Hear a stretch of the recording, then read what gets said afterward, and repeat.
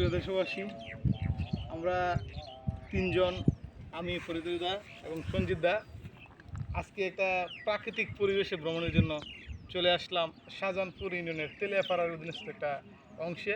এটার পাশেই কিন্তু এই যে ইন্ডিয়ার বর্ডার বিদ্যমান, ওই পাশে যে বিএসএফের বর্ডার, আমরা কিন্তু খুব কাছাকাছি ইন্ডিয়ার বর্ডারের কাছে চলে আসছি।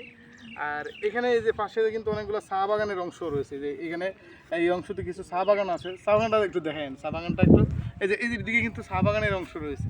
আর এখানে যে দিঘিটা, এই দিঘিটা মূলত আমাদের যে সঞ্জিত দা এই দিঘিটা, এই তেলিয়াপাড়ার এই অংশে এটা চাষ করেছেন।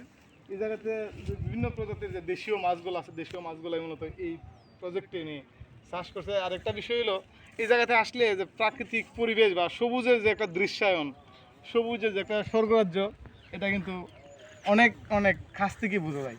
এটা চতুর্দিকে শুধু সবুজ আর সবুজ। এখানে কিন্তু অন্য কোনো যানবাহনের হইচই, শহরের কোলাহল কিচ্ছু না। একবার শহর থেকে অনেকটা দূরে খুব একটা নিরিবিলি পরিবেশে এই অংশটুকু বিদ্যমান। এই জায়গাটা একটু দেখেন, এই যে এই দেখেন, মানে চতুর্দিকে এটা যা আছে সব সবুজ অংশ। এই যে এই পাশেও কিন্তু সব সবুজ অংশ।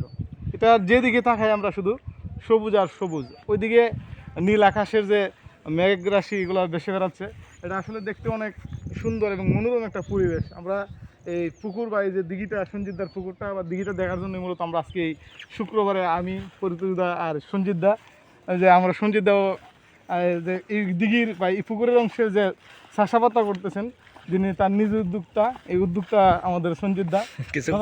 কিছু বলো, আপনার এই যে পরিবেশ সম্পর্কে আপনি একটু বলেন। এখানে যে মাছ চাষটা করতেছেন, এটার উদ্দেশ্যটা কি?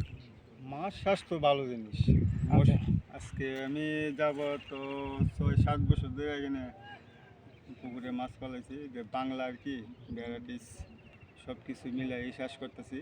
বাংলা পরিবেশে খাবার দিচ্ছি, হ্যাঁ, কোনো সমস্যা হচ্ছে না, কোনো নোংরা জাতীয় খাবার দেওয়া হচ্ছে না, ভালো খাবার ন্যাচারাল খাবার দিচ্ছে। এই জায়গার পরিবেশ। আচ্ছা, এখানে যে পরিবেশটা, যে সুন্দর একটা পরিবেশ, এখানে আশেপাশে মাছ চাষ করতে কোনো সমস্যা তো হয় না? না, এমনিতে কোনো সমস্যা নেই। আর আপনি কি এর মতো আরো মানে পুকুর বা দিঘি চাষ আছে?